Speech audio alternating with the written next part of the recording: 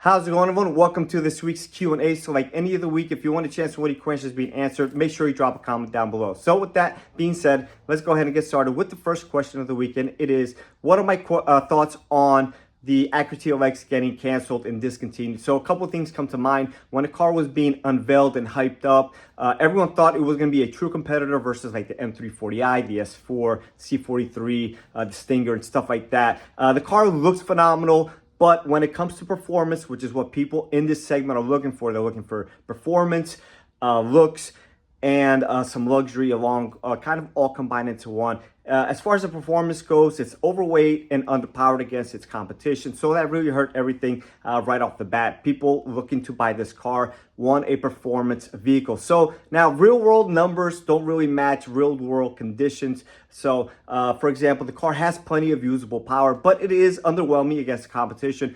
And the tuning and the aftermarket support really wasn't there initially. Now it's starting to pick up a little bit just as it's getting canceled. But again, you get a lot more performance out of the other vehicles versus this one. And I think a lot of people focus on those numbers. And once it doesn't meet those numbers, they kind of move on to the other competitors in a segment. So also, there wasn't enough supply for the demand. Everyone I talked to, including myself, had to wait weeks or months for the vehicle. I initially had a deposit back in like March, and I had to wait all the way till July to get the vehicle. So obviously that's frustrating. Not everybody wants to wait. So they're going to go ahead and move to somebody that has something in stock, or maybe has to wait a couple days for them to allocate, a unit for them or whatnot. So also, where the car is produced in Ohio seems to be going through huge changes, which kind of affected that whole supply and demand situation there.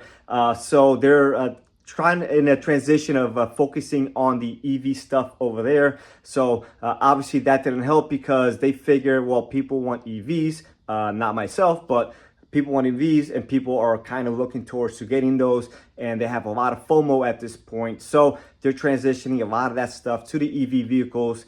So coming out in a couple of months or a year or so, or whatnot. So obviously that stuff takes time. It didn't just happen overnight. It's been a huge transition for the last couple months and years or so. So that's that. Also, it is no surprise that obviously sedans are a dying breed. But again, there is some demand as the M340i still sells incredibly well, at least in comparison to like the other cars in the segment and stuff like that. So just a whole bunch of stuff put together. I think for the refresh, they missed a lot of stuff. They could have easily just bumped it, 2-3 PSI, made another 30-40 horsepower. And that would have just, eliminated a lot of people just saying, hey, the car doesn't perform well. That would have bumped the numbers just a little bit, just enough to maybe say, hey, maybe there is something to look over after here. But Honda played the Honda role, didn't really make too many changes. They had a digital cluster, a HUD, changed the grill a little bit and stuff like that. But nothing crazy, as Honda has been accustomed to the last couple of years. And they just missed on a lot of, key things that people wanted to. And again, if they had bumped up the power, I think the car probably would have sold a little bit better. And if they could have just produced the numbers that there was the demand for. So hopefully that answers the question for you. All right, so the next question is CVT versus 1080. So on paper, the 1080 smokes a CVT transmission each and every single time. It just performs better. It's more spirited and stuff like that. The only thing that is concerning to me with the 10-speed transmission is that whole transfer case issue. Now, people say, well, it's not a lot of numbers, blah, blah, blah, but it is. There is probably 60 or 70 known cases just alone on the forums, plus the people out there that are driving with the two-wheel drive transmission thinking it's all drive. Is not, because it doesn't display any errors. So plus the people that don't go on the forums, YouTube, Google, stuff like that, and actually make and file a complaint. So we don't know how many failed units there actually is. Now the CVTs, on the other hand, seem to be pretty reliable. So either one is going to have issues. Obviously, I just did literally a CVT transmission on a 25 CRV this week. I had a small whine, but the customer noticed it, and sure enough, it was coming from inside the trans. So we went ahead and put a new trans in it. The trans hadn't failed to a mechanical failure where the car stopped moving, but something was going on inside, and obviously wasn't good. Now, we don't do either one of those transmissions often in the shop. We'll have one here randomly here and there, but both of them seem to be reliable. The most important thing here is that you do your transmission services every 30,000 miles. You don't want to take my word for it. Do it every 50, every 60, whatever you're happy with. All my customers, I recommend every 30,000 miles. On my car, I do every 15,000. It's modified. I drive it hard. So you have to be honest with yourself. If you don't want to change it ever, then, it's your call to make. But the key to anything lasting long is going to be maintenance. So I think the only real concern for the 10-speed is this whole transfer case thing.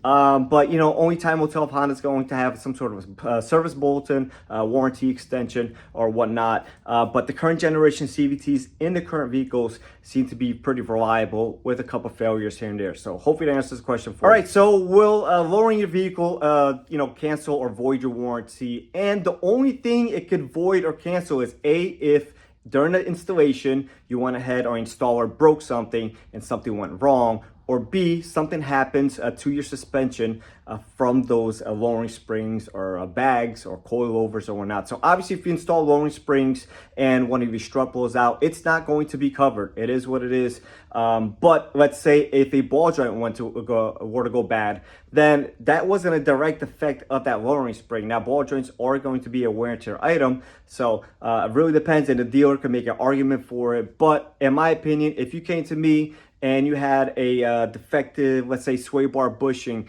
I wouldn't just, kick you out the door and say, hey, it's lowered, that damaged the sway bar bushing and your warranty is voided. But if you had a blown strut or a shock, then in that case, I'd be like, well, you obviously modified and the strut no longer has the ability to go and travel the way it's designed to. In that case, it blew the strut. So really depends on the dealer, on the technician looking at your vehicle and stuff like that. But they could make an argument for anything with the suspension related stuff, but wouldn't avoid anything else anyway. So it really depends on the dealer once again.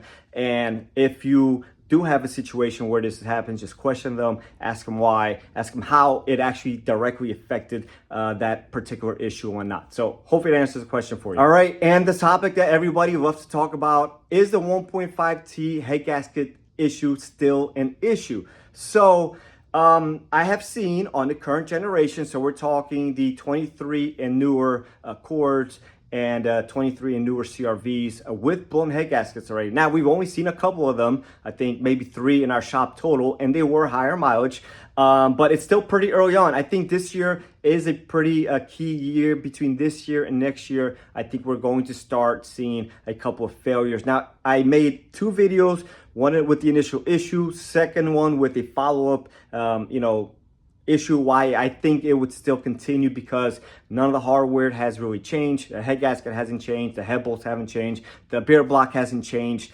and that's 3 of the key issues right in there. So I think it's going to continue for sure. Now, obviously, I can't tell you for sure if it's not, but that's my personal opinion based off of what I am seeing. And now we've already seen some of these fail, and we're still pretty early on. Now, again, this year, between this year and next year, is going to be a critical turning point one way or the other.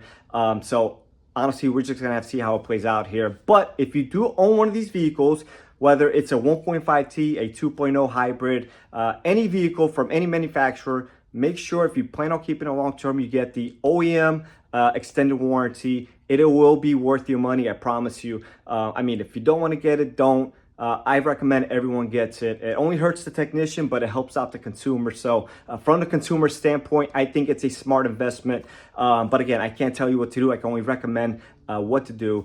You guys take that information, do what you want with it. Now, not to harp on a whole 1.5T thing, but unfortunately, I don't see it turning out great in the long run, even if it lasts longer, because they've reduced timing, they've reduced the aggressiveness of a map and stuff like that. Long term, it's still going to have issues. It's a forced induction engine. It just comes with more stress in the engine overall. So regardless if they're blowing prematurely or if they're going 100, 150,000 miles and then blowing, it's still a good investment in my opinion. and something that you should just have on the back of your mind when purchasing one of these vehicles or any turbocharged vehicle for that fact. So hopefully that answers that question for you. All right, and last but not least, question of the week. And once again, if you want a chance to win your questions being answered, make sure you drop a comment down below, and I'll try to answer each and every question for you. So 100,000 mile of maintenance, what should you prioritize? So at 100,000, these cars typically require an abundance of maintenance items. So you should be doing, and I have a maintenance video for this, fluids every 30,000 miles, in my opinion. Again, you do what you want. Filters once a year, 12 to 15,000 miles. Alignment once a year, 12 to 15,000 miles. PCV valve, 60,000 miles. Thermostat, maybe at 100,000 or so. So right around 100,000, which is the topic of discussion here, we have fluids, right, between 90 and 100,000. We have spark plugs. We're talking thermostat. We're talking, a time belt if the vehicle is a V6. If it's not, then you could just scratch that off the list and do a drive belt that will be due around that mileage, and a valve adjustment. So what should you prioritize? And this is, assuming that nothing else is needed at that time, motor mounts, struts, links, brakes, tires, whatever. But let's just assume it needs a regular maintenance due at that mileage between 90 to 100,000 miles. What I would personally prioritize is the fluids. I think that's key to any long-term running vehicle. And then I would prioritize the timing belt. We don't see too many timing belts fail, but it could happen. In my last 18 years with Honda, I've probably seen maybe 4 snap timing belts, and they're way overdue the mileage and the time. But again, I don't want to tell you ignore it and then it snaps and then, you guys are all mad at me and stuff. Right around 100,000, 90, 100,000, start thinking about changing it. 7 years, 100,000 miles, whatever comes first. So fluids, timing belt, spark plugs, and then the valve adjustment. That's the order of importance that I would personally recommend this stuff. Now, if you want to go ahead and you have the funds to do everything at once, great. If you had to prioritize, that's what I would do it in. Now, if you go ahead and do the maintenance yourself, obviously you have to buy the parts, but you're going to save a ton of money. And if you have the maintenance, ability to do stuff like that, that's phenomenal. I have a whole bunch of videos on stuff like that. But if you could do some of that maintenance stuff yourself, you save yourself a ton of money instead of paying somebody like myself or a dealer or a shop or whatnot. So most important thing is here, use OEM fluids, stay consistent, stay persistent. Your vehicle will reward you with a good running, long running vehicle if you maintain it 9 out of 10 times. All the customers I have that we do and we follow a strict schedule, they run for 100, 200, 300,000 miles. So I don't ignore it. I can only recommend what I do and what I practice and what works that I've seen in the last 18 years.